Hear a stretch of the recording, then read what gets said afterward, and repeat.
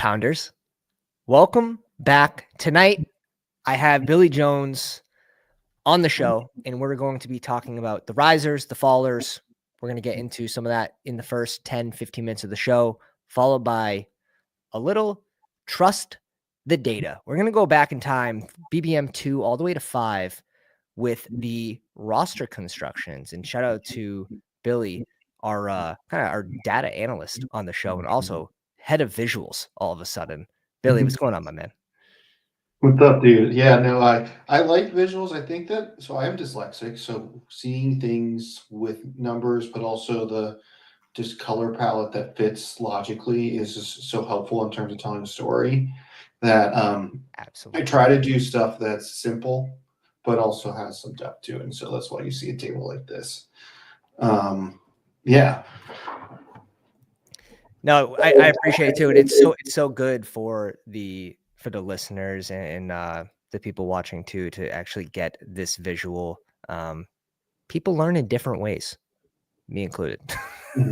But Dak Prescott, top of the order for ADP risers, risen just about around 11 picks, going in early 11. There's probably still some movement there. Yeah, I mean, this is they upgrade. The question this offseason was like, what are they doing? Like, I thought they needed to add, and they didn't through the draft. And then Pickens comes in, and I mean, it just looked like that he was undervalued as is, and then he got an offensive boost, and it's really quite exciting. So, yeah. So I don't know, that's what you kind of expect from like that, just positive news coming his way. Yeah, definitely. I'll pull up the range he's in now. He since has passed May. Herbert's next on the pecking order. That's going to be flipped by tomorrow. Goff, he'll flip. I think he flips Purdy. I think he could flip Fields.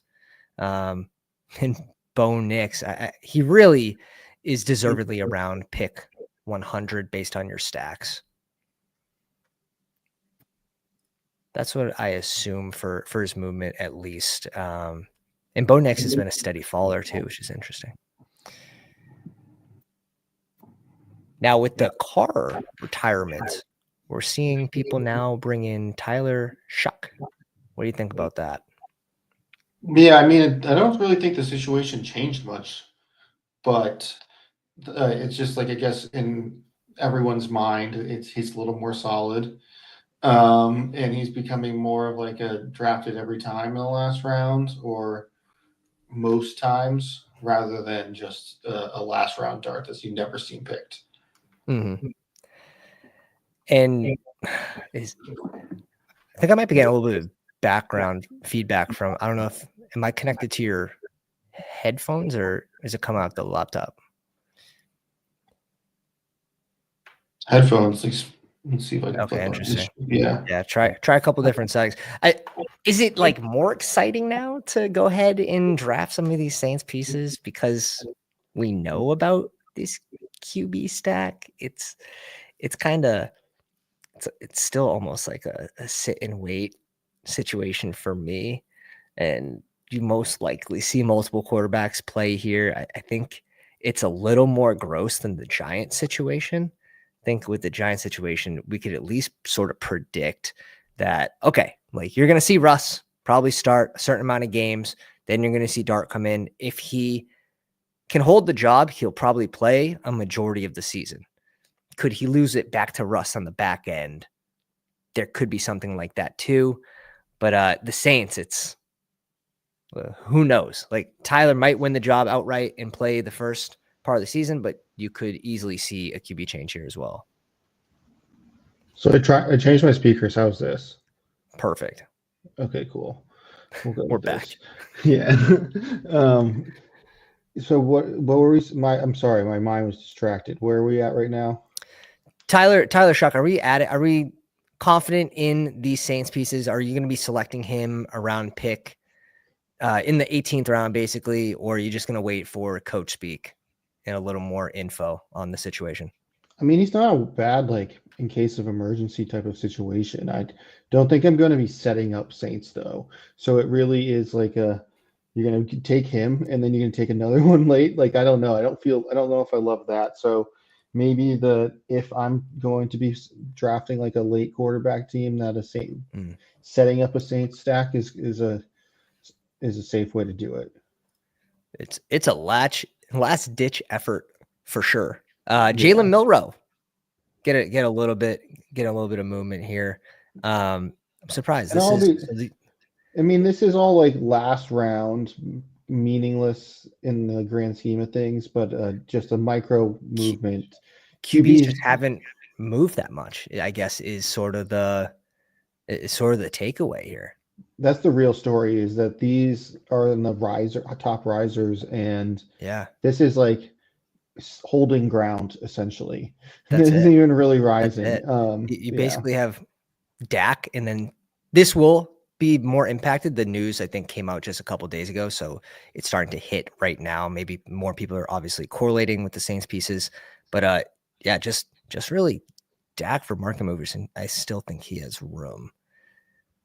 And let's just flip over to running backs. We're a little more excitement here. Jaden Blue still getting steamed up the board as my official slappy pick of the year goes to Jaden Blue. How confident are you in Jaden Blue, and how far are you willing to chase him up the board? It's early. I mean, it's still really early for a guy that, like, I don't know, is he a bell cow kind of guy, or what's he profile at the NFL level? I think there is like some uncertainty on that, right?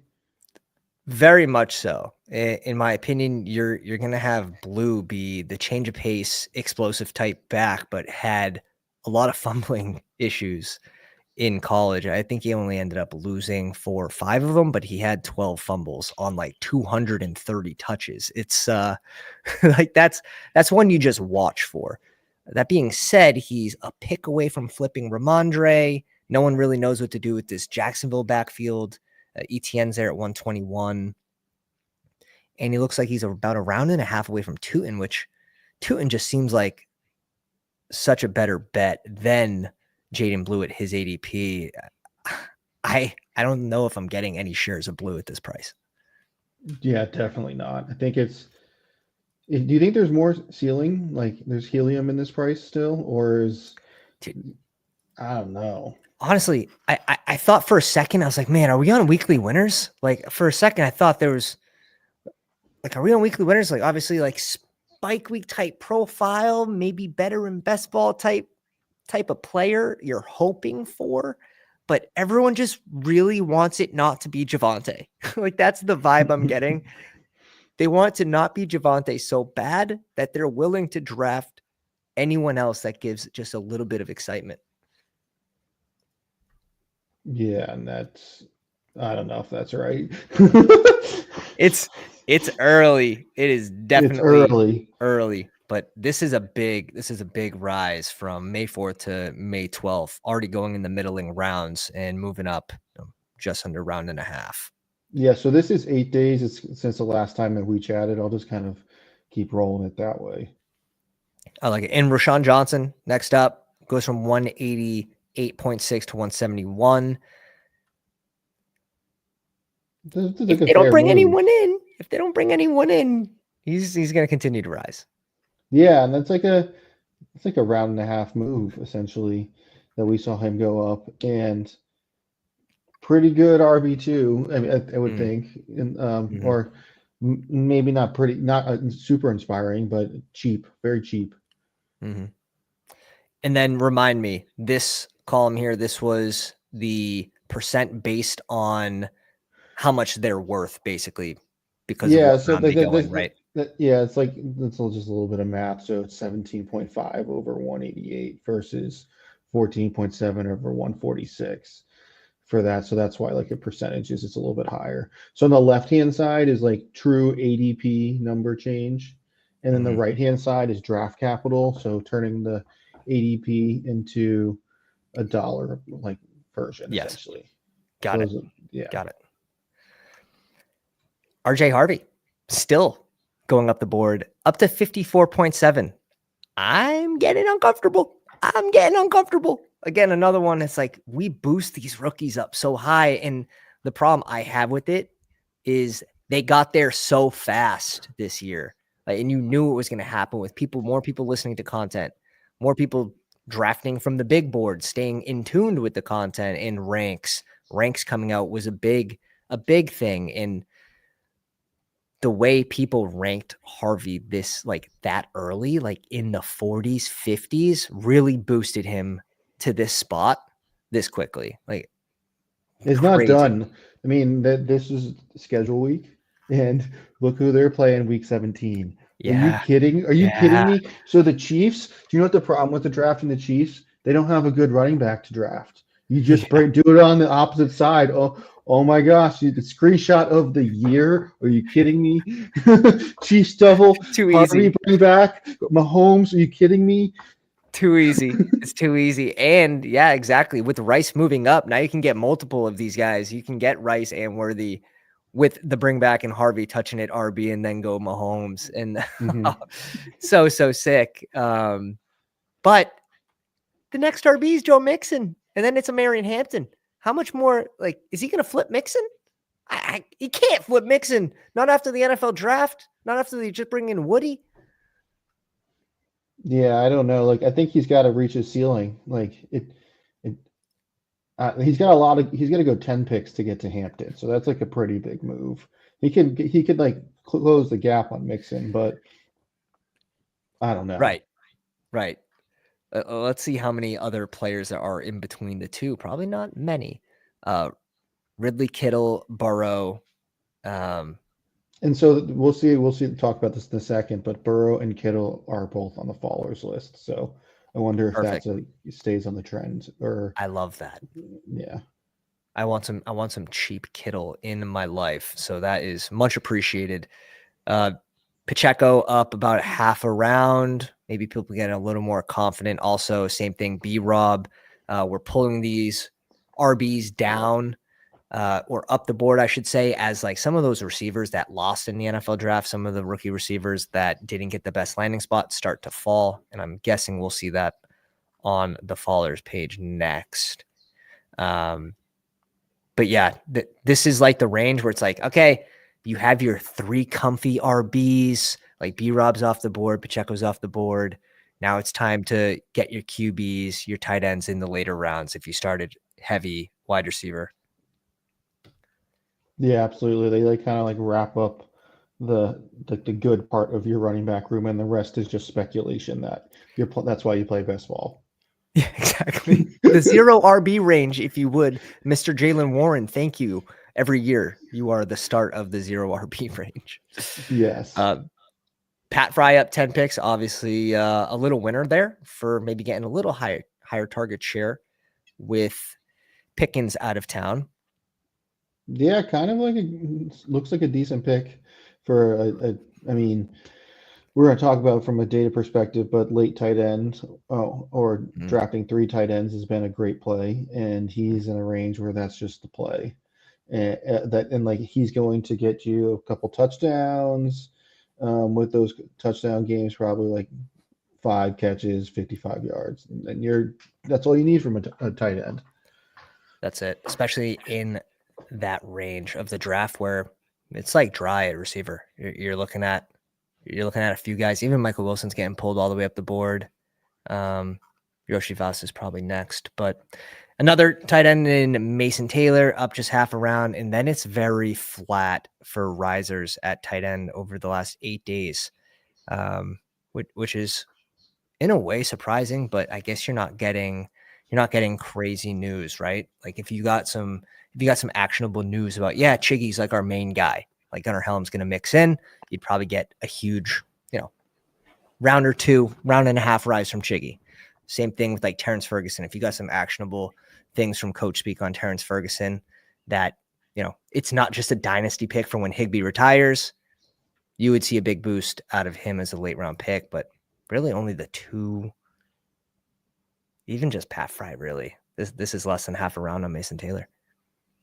Yeah, Mason Taylor's just kind of got this like rookie thing to him that he'll slowly trickle up.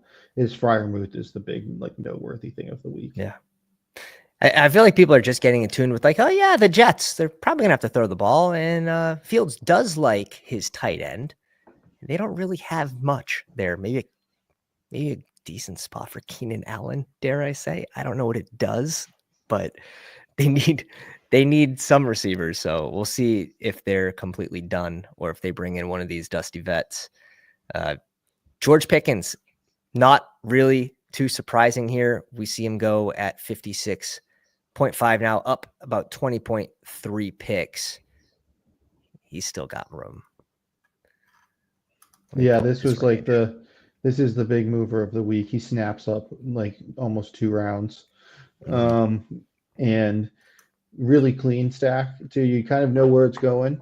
You're going to get some kind of, you get the super volume guy. You get the guy that's going to probably have a bunch of big plays in his bag. And a quarterback that you know is, if he goes off, it's going to go through passing. He's probably not going to run it in a bunch. So similar archetype to like what you'd think the Bucks were the last couple of years, of like they have two wide receivers that you can kind of pin yourself to with the Baker. $500 draft today, right? You're on the clock and you have one running back. Let's say you started Bijan. You have two receivers after that. Pick whoever you want. Bijan plus T. Higgs and Rice or whoever your guys are. This range comes back on to you. You're picking at 48. DK's off the board. Flowers, Sutton, J-Mo, Calvin Ridley, or George Pickens? I don't know, dude. Like that's about as flat as it gets. So it's like probably Calvin Ridley's at the bottom of that list for me. Okay. JMO's, I mean, him and George Pickens are number twos on really good offenses, I would hope. Cortland Sutton's now got like the primo matchup. I would hope so. So yeah, no, this is a tough range. It got interesting quick. Tough defense though. KC, does that knock down Sutton at all for week 17? People looking at Denver's kind of building a wagon of a defense too, especially in the secondary. So like, so I don't know. That's a good question. I haven't really done any deep thought on this. It's the first one we know, and we're like, that's exciting. It's Pat Mahomes. I know. Right. And we're used to these, years back. It's been quite a bit since we've seen like explosive KC, like putting up those 40-point scores and really being fantasy relevant. Now it's like play good defense and win the game by small margins.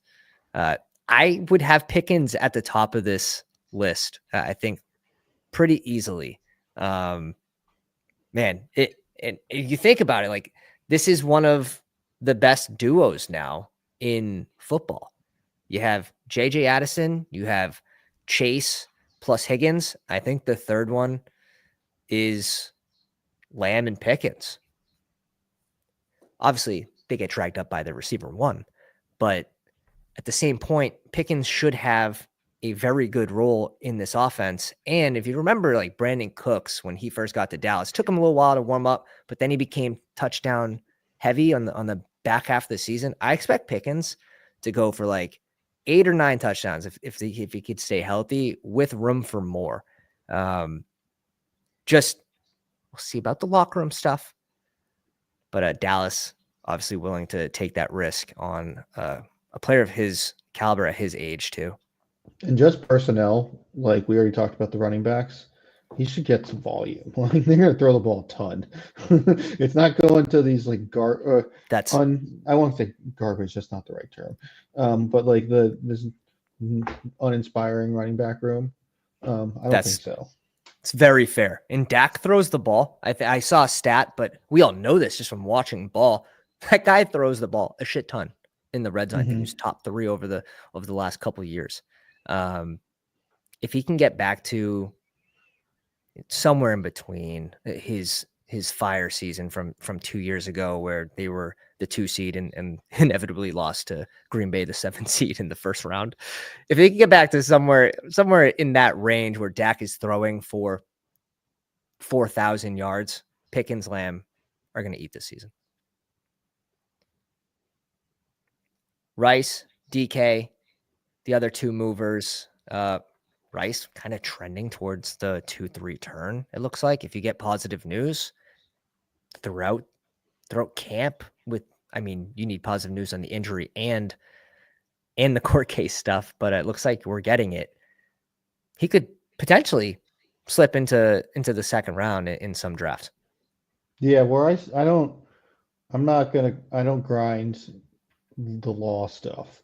Like I don't know who Right. does, but like that's so that's not something I'm kind of really factoring in. But the health part, he seems everything he's shown so far, he's got great clips on Twitter Yeah. that look like he's healthy, and Cutting. we're way out from the season. So if that's the case, then I only would expect better trending content the rest of the off season. So yeah, get in now. Absolutely. That's how I sort of felt too. It's like, okay, he's in the 40s to start this thing. He's trending the right way. Get in early. And I just want to have a peek real quick, little deviation from the show, but you get to see my expos. Where are we at? 21%. It's not enough. It is what it is. I think I've slowed down a little bit in the last couple of days, so it'll probably come down as, now the decision becomes a little tougher as his ADP gets more expensive. Now there is a little bit of risk there. But now moving on to the ADP fallers at QB, again, very, very flat. You're getting Burrow. People are basically trying to push Higgins and Chase all the way around, inevitably failing due to just one person. That's all it takes. Does he ever get there this season? God, it's moving slow. It's moving in the right direction. It's moving slow though. I think it's gonna get closer and closer and closer just because of the two wide receivers aren't going anywhere. So he's gonna just kind of like fall in that direction. Right. But when it does come your way and he falls in your lap, it's just like no question, call it a day. Like move on. I don't think you need to overthink that decision. I think it is interesting that you are seeing like quarterbacks that have, or I would say more like pocket passing. And outside of Caleb Williams, he can move a little bit, but everyone else here is you get your receiver and let the stack fall in your lap. Yeah, it's crazy. Caleb is actually on the fallers list based on, and this is more so like because of adapting from 20 rounds to 18. A lot more teams just going to QBs. They select one early. They're less likely to pick one in the middle rounds. They're waiting till maybe a little later. But like, you got two additions to the offense in the NFL draft, one in the first round, one in the second, and he's fallen 4 picks. Just very, very interesting. Yeah, absolutely. I like Caleb Williams. I think it may be just that all of the like pass catchers are falling. Colson Loveland, like he like moved, like corrected, but like the receivers aren't getting more expensive, so maybe that's just like a second effect of it. Right. I like that thought too. Right. The first round or second round pick, Luther Burden, also slipping. Some of those Bears pieces also slipping right now. Sharper crowds are waiting for those picks to stop falling before maybe they dip their toes in there. Could be attributed to that fall too. I like that. Jerome Ford, I have 0 shares. 0 shares. I keep bumping him down as his ADP updates. Shout out to the followers of the CSV ranks. Another update coming to you tomorrow. Najee Harris down 7 picks. Travion Henderson down 4 picks, which is interesting because you also have Stevenson falling at the same time. So maybe people getting a little less confident about the Patriots backfield.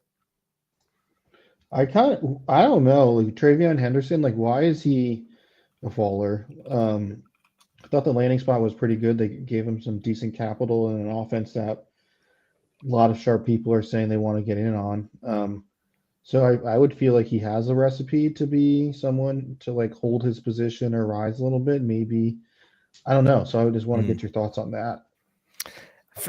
For me, it is I would rather have Kamara. that's strictly where I'm at. And as a Patriots fan, there will be no bias here. Travion Henderson at 1.4% and Kamara at 26. So I like to draft in ranges, right? So he's going in the same range as a player that I think is worth way more than where Travion is. I'll just wait for him to slide past that guy I'm overdrafting. And then when Kamara is gone, then I'll get my Travion shares. And it looks like it's going that way. And that's how I have it for the people with the CSV ranks. So that's just kind of being ahead of where the market is more than it is like disliking the player. Exactly. 100%. Just getting the better price on the player now and then making the switch because these contests are open for a long time. Micro edges, but they add up. They do add up.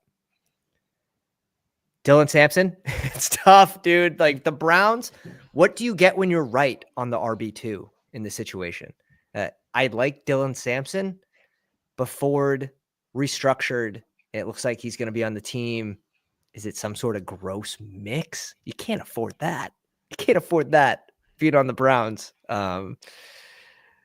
Yeah, you got to think that they probably continue to slide unless we get some sort of very actionable coach speak on like a solidified number 2, like he's earned the number 2 spot, and that's not coming for a while. Yeah, exactly. I think there's just not a ton of reason to be buying into RB3 kind of situations, and that's what that looks like. Yeah, it does. Quinchon, I think, can be the workhorse in that offense. Oh, has to be, though, at his ADP. But that's the way that's trending for coach speak, at least. For these two, it's sort of unknown at this point. Tracy, small slide. This is just with Cam Scat rising. It's slowed down, but about just over half a round here, or a half a round exact. Onto the tight ends, get a little slide from Tyler Warren. This seems correct. Bowers, I think this is going to be a surprise for people that he's slipping, but I also think you have London sort of creeping up just a little bit. Maybe due to Genty now going in the first round and CMC, and there's not always a receiver in that range. So kind of pulling up that second round guy. So your starting RB receiver could be one of the reasons you see Bowers fall. Yeah, I mean, like if he becomes like a mid to late second round pick, it's going to be. I think he's reaching a floor. Is kind of what I'm saying. Like I don't know how much further he can go. He's already feels like a good value when you draft him because you only draft 2. So I think it's more of just like a positional thing rather than it is like a player thing. I agree. I do think Tyler Warren is interesting. It's is what was like seemingly the number 1 overall tight end prospect coming in is pretty cheap, and he's going to get the volume. So it it's kind of just a reminds matter me of the. Go ahead. It sort of reminds me of like the Laporta Michael Mayer year, right? Where you have the tight end that you believe is going to get drafted number 1 as a tight end first one off the board, and Mayer, it ends up being the number 2 guy who's also very good. And yeah, you have Warren, who's maybe the better blocking tight end in a similar situation to Mayer, and Colson Loveland being that shiny offensive piece goes at 10. Would you agree with his range in the 120s, I guess, based on the other tight ends going there? So the next one's Njoku. Yeah, I think that what's interesting is if you're talking about a guy with like serious upside, then you starting off a 3 tight end build with him, and then you kind of layer on 2 like professional tight ends that are going to be out there every time. Like that's an interesting way to play it for where he's ascending at the right time, but you expect some volume the entire time as well.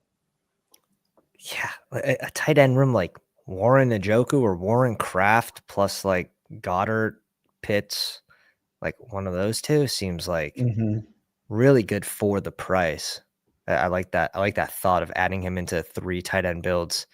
But can you play it that maybe he does have a better season than, people are projecting him for? And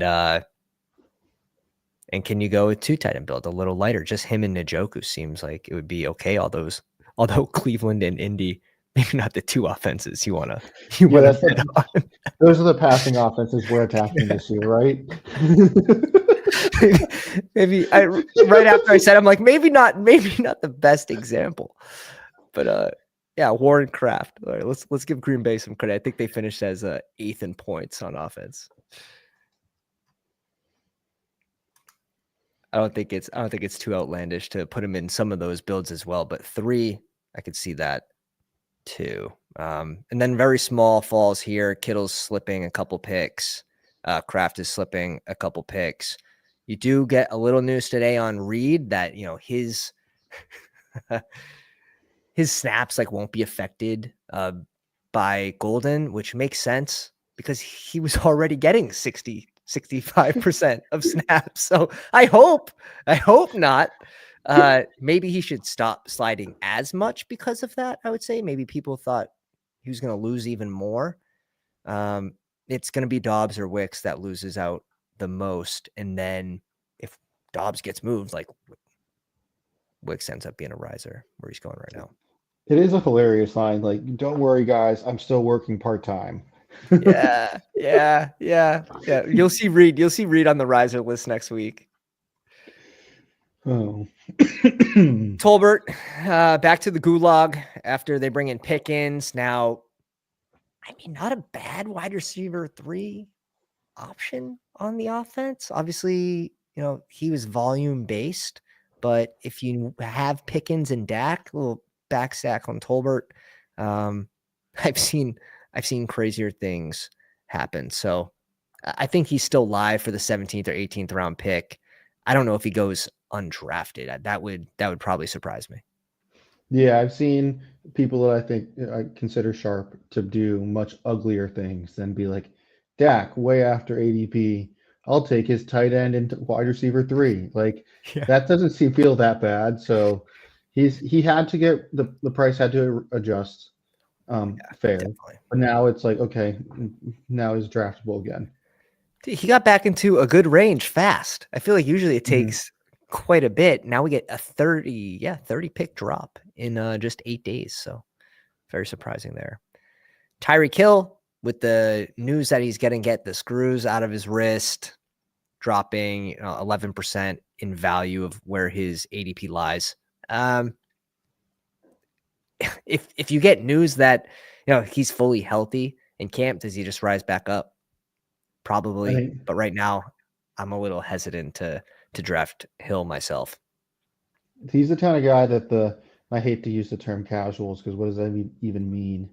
But the non-best ballers that have been grinding it all summer, he's going to go down. And then when people that are like, ooh, Tyreek Hill, he's really good, you're going to pick him earlier when you scroll down the list. So I think he's going to go one of these kind of arcs this summer.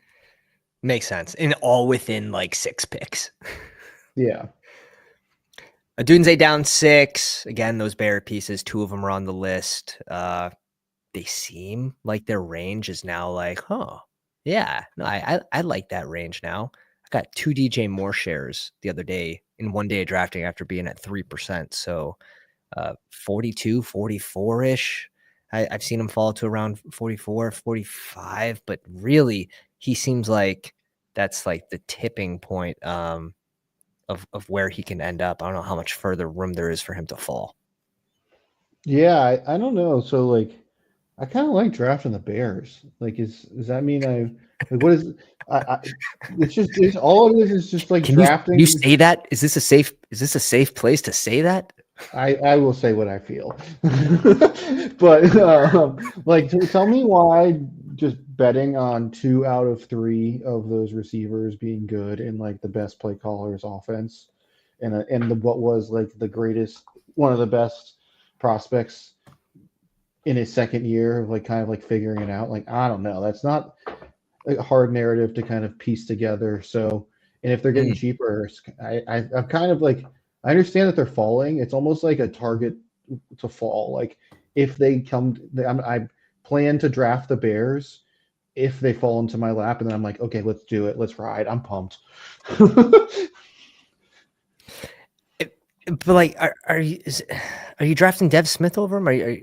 Is DK? I could see DK potentially, depending on what happens there at QB. But as it is right now, I can't. Like, I can't go DK over DJ Moore right now. But if you do get one of these QBs like Kirk Cousins or Rodgers, I could see him challenging DJ Moore for that spot. But man. I also faded DJ Moore because I knew he was going to fall. So now it's like, oh man, like this is where I think we get our money now. Yeah, for sure. I just think that they're also just a team that has players at different stages of the draft, which makes them nice to draft.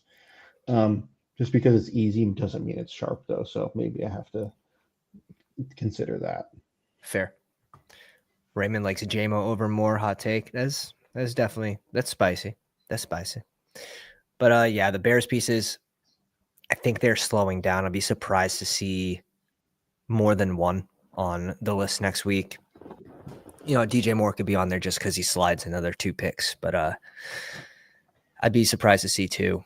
All right, what do you say we move over to the data that you posted on? I believe it's on the Twitter machine. If you guys aren't already following Billy Jones on X Sports Viz BJ, the link is in the description of the video. Always posting the visuals that he is providing here on stream with the public. So nice little 66,000 engagement here. Nice. Yeah, I posted on Saturday and I got some likes and comments, but then it was like Sam Sherman and Hayden retweeted it, and I'm like, yo, wow, this started it just took off. And I'm like, okay, it's pretty cool. And it's like, but the part that I'm a little and this is me just bitching, is like, why are there more bookmarks than there are likes? Like that. Shut up. There are 147 bookmarks, 129 likes. I'm like, so That's there are criminal. more people. There are more people that have said, yes, I will come back to this, but I'm not going to like it. I'm like, you twerp. That's it. That's like when I see 123 people in the live stream and there's 12 likes. Like the calculator's not working, man. The calculator's not working. Unless you hate the content, then don't hit the like button. But all right, let's dive. No. Let's dip our toes in here. Man, is this? Let me see. This might be the most effective way to do it, or I can just move us. On what? I'm gonna move us. Edit layout. Here we go. We're free. We're free falling here. Okay, let's do this. Okay, let's start here with the most surprising, right? BBM5. Actually, 0-3. What you should do is copy it and put it in Paint, and then we can circle stuff. Copy it, put it in Paint. Oh man, now we're thinking. Wait. Here, let me. What if I download? Put it in Paint? Is that what we're? Either's fine. Just see now. See, you hit me off guard. I can do it. The visuals guy. Where's my visuals guy?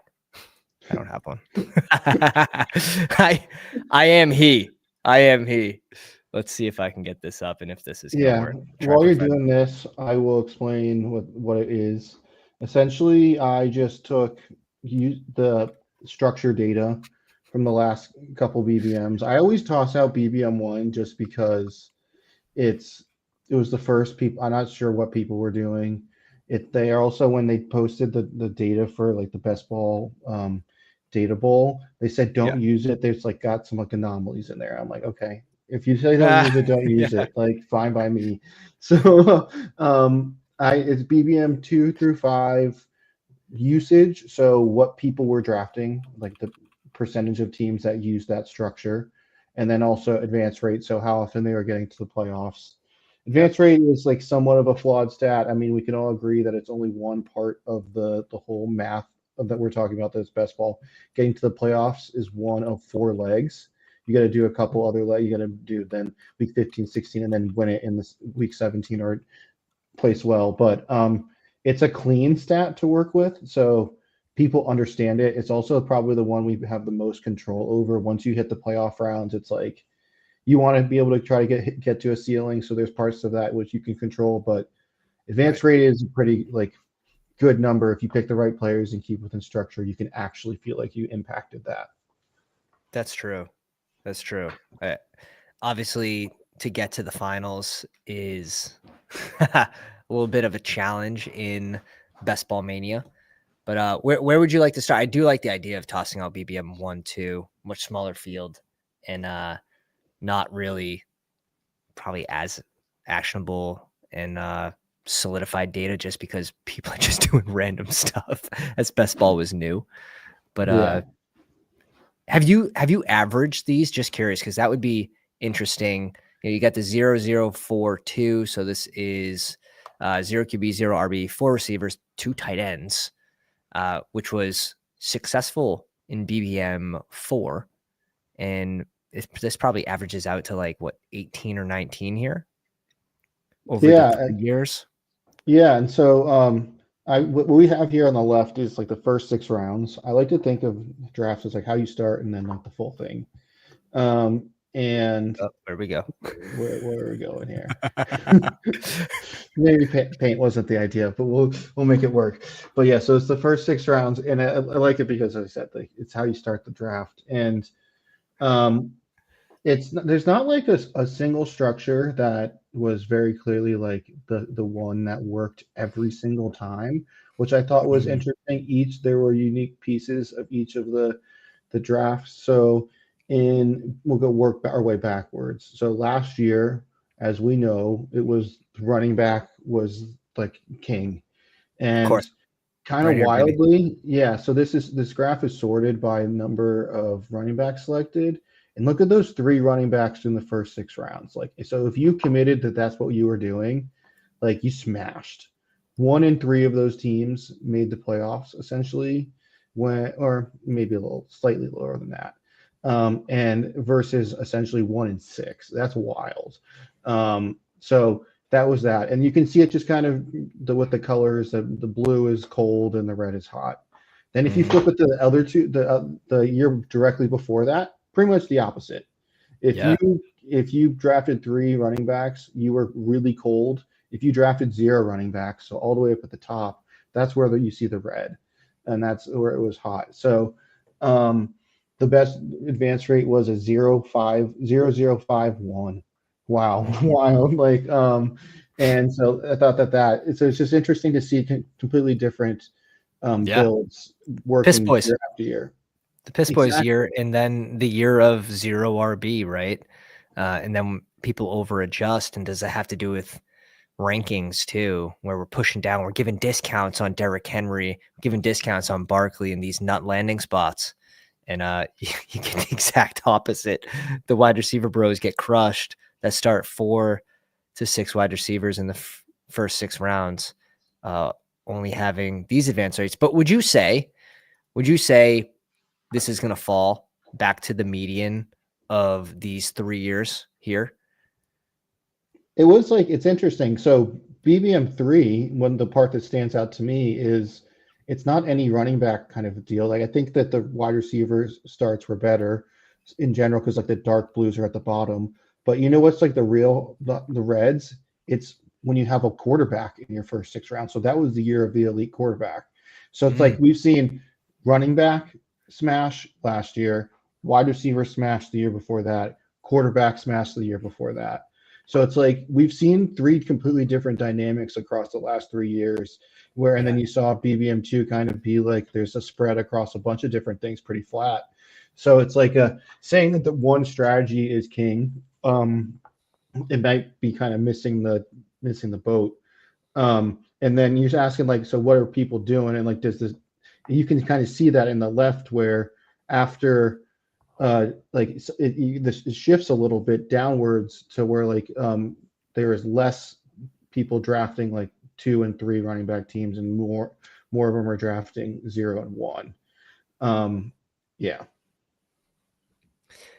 Yeah, and I do think Raymond has some thoughts about only having, you know, the sample size of, you know, these 4 years, but if you're averaging, if you're finding patterns, right? Like this team still had 4 receivers, and on a year that it was bad, if you connected on Barkley or Henry, you're looking pretty good advance rate wise in this round. But also, this is a year, like this happened on a year that CMC was basically a 0 at 101. So while our early RB hit in a big way, because I mean, you didn't have a lot of injuries, CMC was a major one that would typically bring this number down. Yeah, it could have been out of control. Like, it Oh, really could have. imagine Yeah. if you had CMC just play. Just play. He didn't have to go for 300. He could just put up his 225 pretty easily.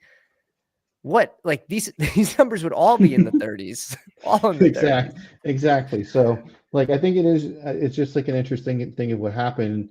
And so you see that I'm curious if you to get these same percentages now, it would be more like kind of reverting back. So Yeah. yeah, that's kind of like your just macro level structure of the last Yeah. couple of years. And then if you want to scroll over to the other chart, um, this is full draft. So I know we know that it's how you get to your total structure matters. You can't just draft like 7 running backs early and then 6 wide receivers late, and that's not the same type of team as if you draft it in a different, like a smart way. But what I thought was interesting here is there's a couple structures that were plus advance rates every single all 4 seasons. So there were 3 of them that I saw here. So 3-5-7-3, the 2-5-8-3, and then the 2-6-7-3.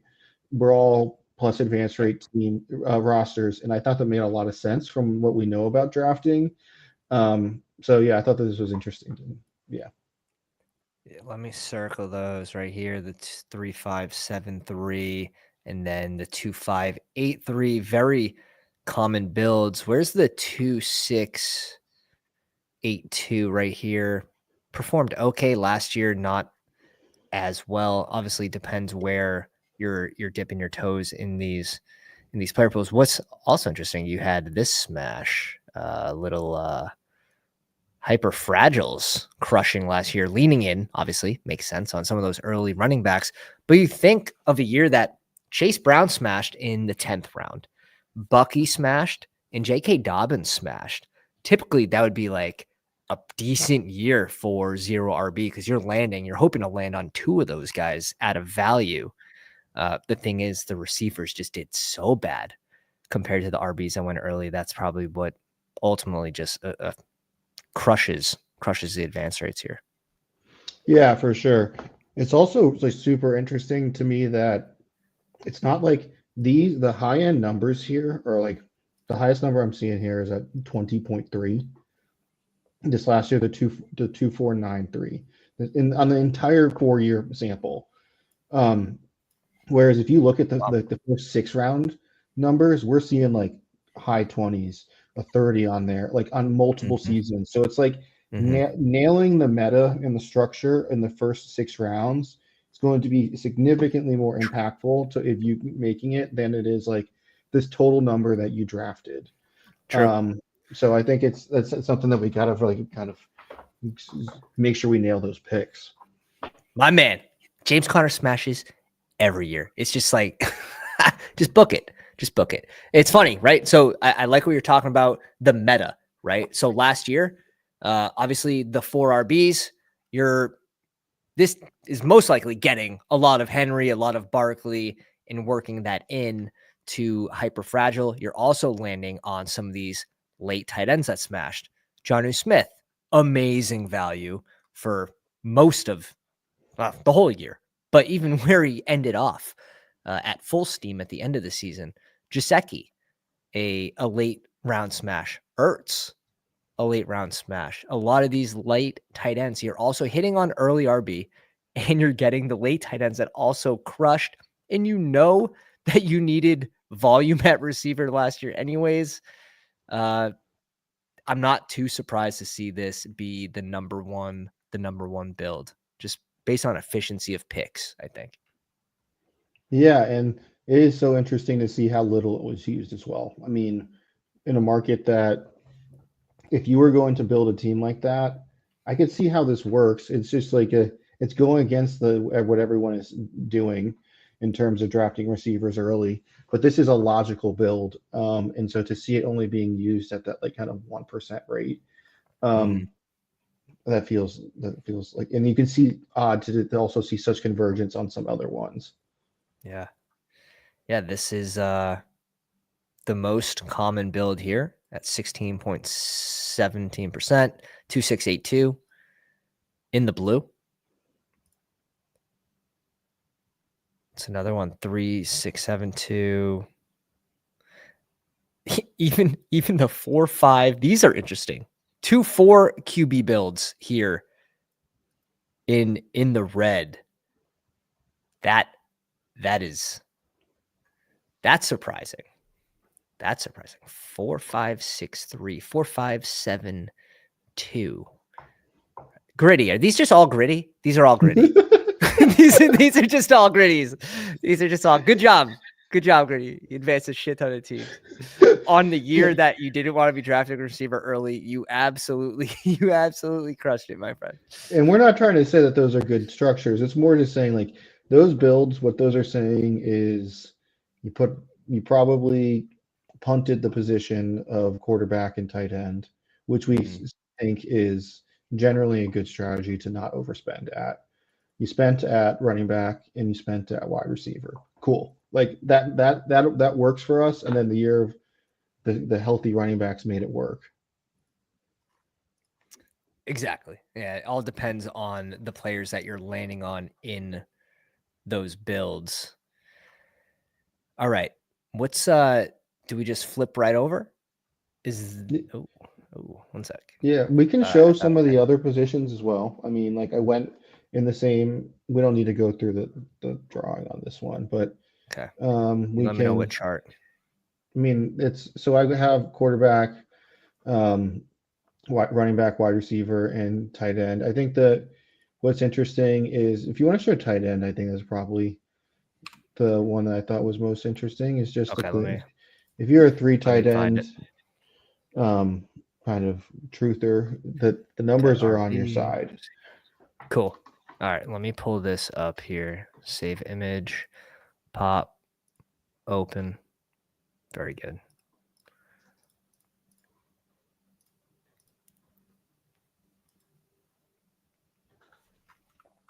All right.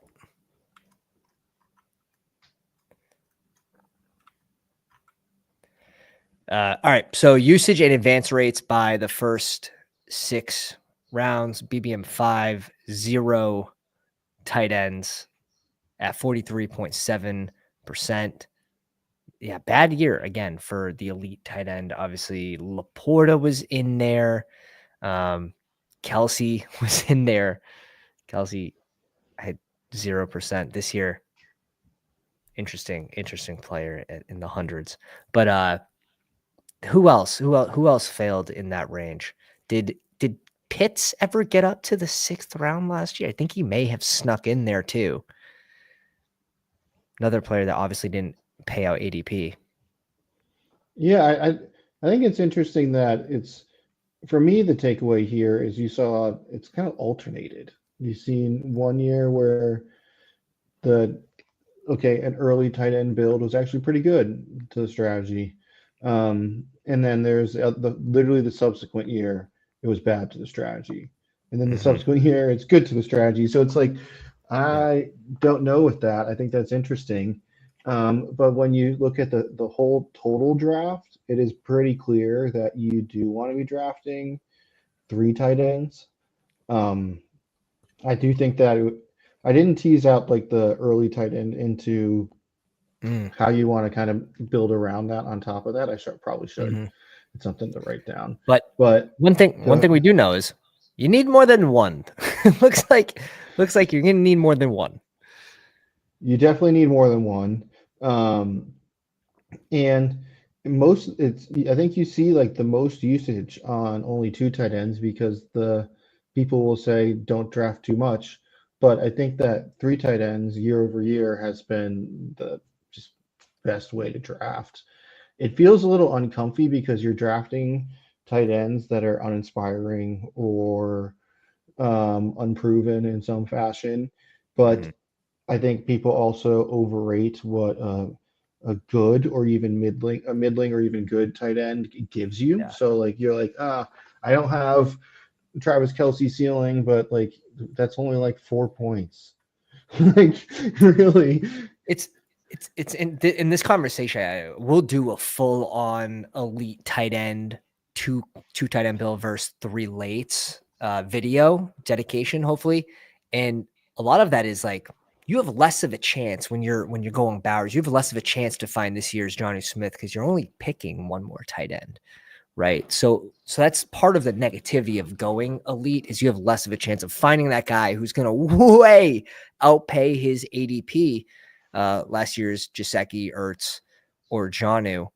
But it doesn't look like it was too far behind two tight ends here. It's within 1% basically every year except for Mhm. BBM2. Yeah, for sure. So I don't think that it's going to be like a killer if you do two or three. It is just I thought it was interesting that three in 4 straight years. So kind of like the have patience at tight end just Mm. works. And we're not talking big numbers here.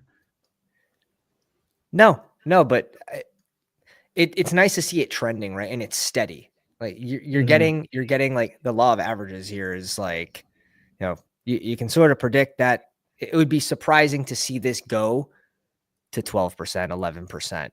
Mhm. It seems like does this tell a story of just the position as a whole, right? That like no matter what you do, 2, 3, or 4, like the all of this is pretty close together, to be honest. Yeah, for sure.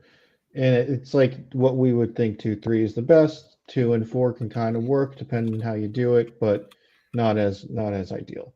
But also not like materially separating. Tight ends do not matter. Who wrote that? Who wrote that? Yeah. So tight ends in the first 6 rounds, 0 was really hot last year, and it's actually looked like it's performed pretty well. Not going elite tight end, I think some of that has to do with you're less likely to find, you're less likely to go 3, less likely to find that guy that smashes the Laporta, as everyone likes to say. Thank God we're off that now. Tight end 1, one tight end through 6 rounds, pretty normal. 2 tight ends. We can agree that going double elite tight end, not particularly strong in any year. Bully tight end. It doesn't look like it works, fellas. Doesn't look like it works. It's too much. Anything else from these charts, Billy? I mean, we can go through every single one and talk for hours. I think know. we covered most of the points on kind of quarterbacks, running backs, and wide receivers when we talked about the full structure. I would say if you're interested in like poking around, just go to my Twitter. I have all of the numbers here. Going to be teasing out other different stuff. So if you have ideas on what data points would be helpful, definitely just hit my DMs and I'll try to do what I can. Yeah, absolutely. Billy, as always, appreciate you coming on the show. If you guys enjoyed the show, go down and slap the like. We're going to have Billy on every single week as a weekly guest, going over some of the data as well as the risers and fallers to keep you guys up to date on BBM. Billy, you're the man. Great work, Billy. Absolutely. It's like the visuals, the whole 9, the effort that you put in is always appreciated. Link for Billy's in the description is also in the chat. Billy, you could tell the people what you got going on. Yeah, I think that now that some of the structure stuff is like together, I'm gonna be playing with that. I'm gonna start to pivot back to my projections, and also I'm excited to. I have like a really cool stacking visual that we're gonna talk through next week once we have Sweet. schedule, and we'll be talking through like some of like the premium stacks that we're going to try to build, and then some of the kind of ways to backstack and stuff. So that'll be exciting. Awesome. Yeah. Next time we're on stream, we will have the schedule release on Wednesday. Little update for the bestballoverlay.com users. There will be an update, so check the website on Wednesday when we get the matchup. So we'll be posted on the same day, obviously giving you guys the biggest edge in the game. Bestballoverlay.com, promo code Pounders.